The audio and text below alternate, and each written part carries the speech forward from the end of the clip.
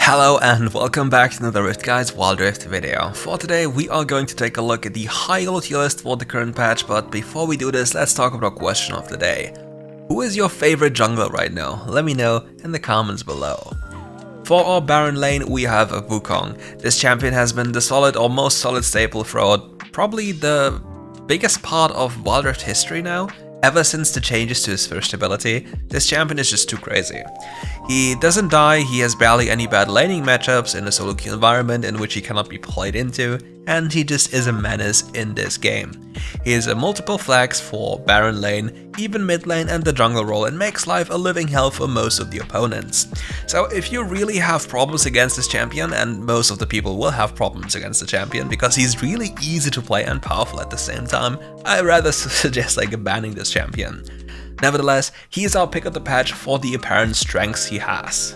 If there's one thing you need to know as a Baron laner if you play Wukong or when you play Wukong, is that you use your first ability to punish the enemy champion every time he's trying to go for a minion.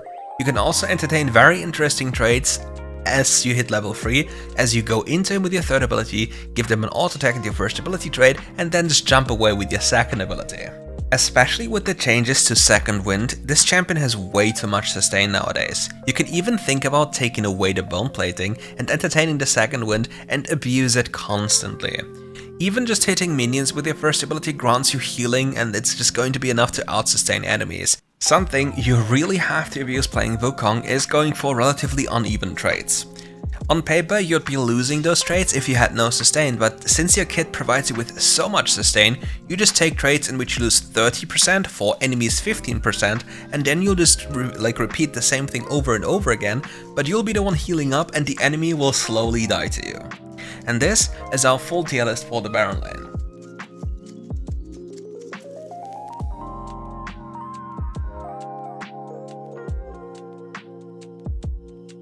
Next on this list is going to be jungle, and here we have Kayn as our pick of the patch. Kayn is a champion that can be played very aggressively and also very slow. But personally, I'm more of a fan of going for the Shimmering Spark aggressive playstyle. For this, you have to buy the starter item Shimmering Spark, the one that burns around you, and then constantly invade the enemy. The bonus damage this item deals will help you gain your form even faster, because apparently it's coded in a way that the instances in which you deal damage to enemy, regardless of the amount, will give you stacks. And repeating the same procedure over and over again will grant you the form very early on. So even if you happen to int quite a few times to get your form, you can almost reliably, depending on what type of form you want to get, like blue or red, into certain matchups, get it very early on, like 3 minutes, 4 minutes into the game, and you have red form if you truly want to.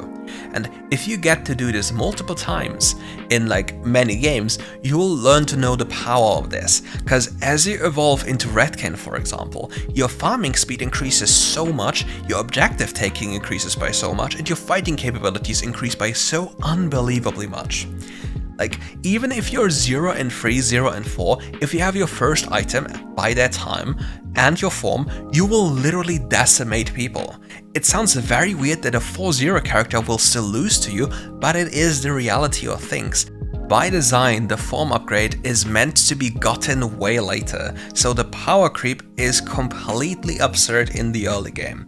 So if you have that on your mind and a general idea what you can do with this form, even if you're behind in kills, you can make wonders on the Rift. And this is our full tier list for the jungle role.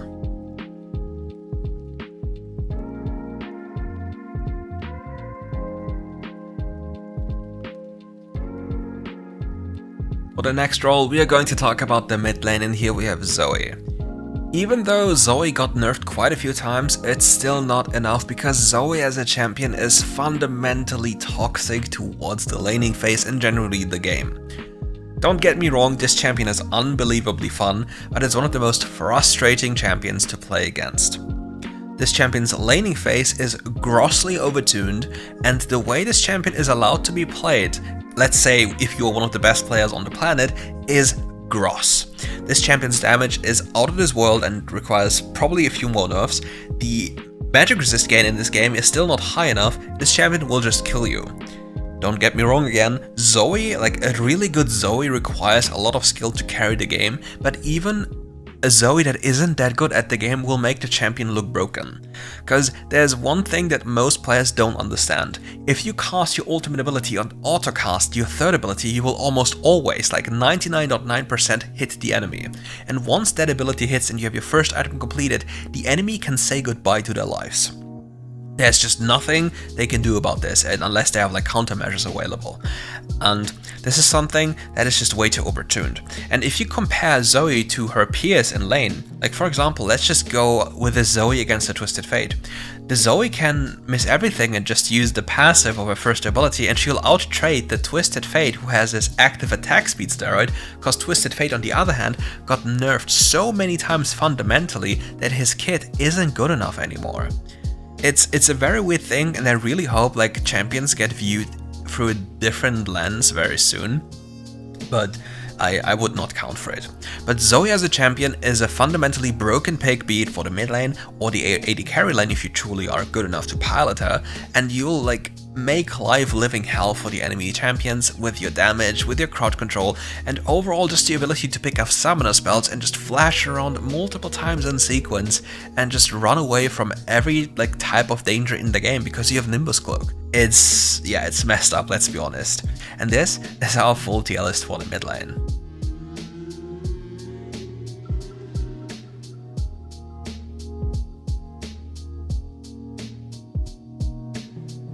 For the AD carry role, we have Samira. Samira is a teamfight loving fight maniac. She really needs to reset during a teamfight and needs to patiently wait for her allies to basically function as a bait to then go in and clean up the entire fight.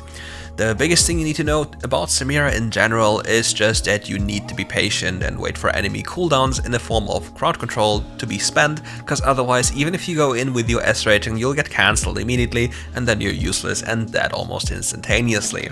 Your champion doesn't really have much attack speed and is completely reliant on spell usage, so you have to keep that in mind. But if you play off of crowd control and play with and around your teammates, you'll have an easy time cleaning up. Not to mention that Samira is a champion that lost to go Bloodthirst at first, so you'll have inbuilt sustain anyway to make life a little bit easier. If there was one thing I need to tell you which will make your life as a Samira substantially better, is if you want or if you need to sustain like lifesteal of creeps, don't walk into melee range to use your first ability. That way you will heal barely anything. You want to use the ranged form for single target damage, because on single target damage you will heal far more than with the AoE ability. It's like 1/5 or 1/6 of the single target ability, so you really need to take notice of that one when you want to sustain between fights, in fights, or generally just sustaining as an idea. And if you ask me, when would you pick Samira? Into low crowd control teams. It's very easy, so you don't have to take care or like notice all the cooldowns spent anymore, because you can just go in and then you can just basically roll over everyone. Additionally, the squishier the enemy team is, the easier your game will basically turn out to be.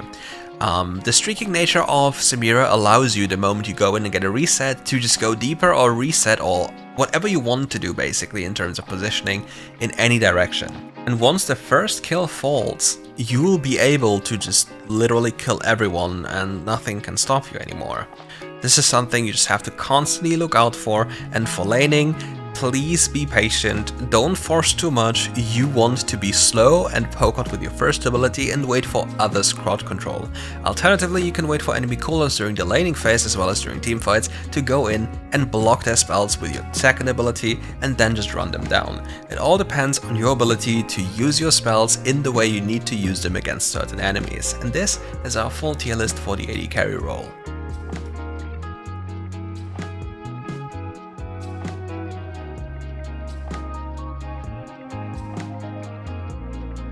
For the support role, we have one of the strongest champions in the game, and it's Senna. Many people still say that Senna is weak and just bad, but no, it's really not true. It's mostly just a player problem. They take the wrong runes, the wrong items, and just overall struggle a lot with identifying what this champion loves to do. First, start with the support item. They usually go Sickle when Relic is just overall better. The minimum damage, like the minimal damage increase compared to the sustain and tempo advantage Relic like relic provides is just so much better. Then the next thing, like given that there's a very high damage matter, even though people are very tanky, going for a black cleaver is very powerful, and adding those items up together grants you so much more health and the ability to just stay in fights. Then afterwards, going for specific types of boots, for example the Protect enchant, will allow you to have your first ability heal for up to like 3000 at that point if you hit all of your allies at the same time.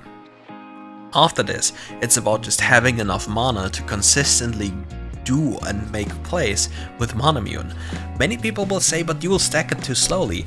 Well, you will stack it a little bit delayed, don't get me wrong, but the issue at hand is otherwise you run out of mana, and that's a big problem. And before you say, but what about running Fleet Footwork so you don't run out of mana, well then you lack a lot of damage. With the current build for Senna, being like Kraken Slayer and having Brutal in your runes, you are such a laning demon. You deal so much damage and can put anyone into the dirt and then accelerate the game for yourself. All you have to understand is that your champion is a brutal lane bully and play forward. Another tip is going for your first ability, then your second ability, then your first ability again on level 3 to literally double the healing effect, or nearly double the healing effect on your first ability, and make it even more difficult for the enemy to do anything about you. And as you're scaling into the later stages of the game, they'll have no way of dealing with you unless they one-shot you. If you're allowed to attack from the backline, you will literally murder them while consistently healing your allies up, and that's basically it for the enemy team. Not to mention that if you know when the enemy is about to engage, you can cast your ultimate ability preemptively to mitigate most of the incoming damage while dealing damage to the enemy champions. This champion is crazy, and if you don't play it, you should most definitely start playing it. And this is our full tier list for the support role.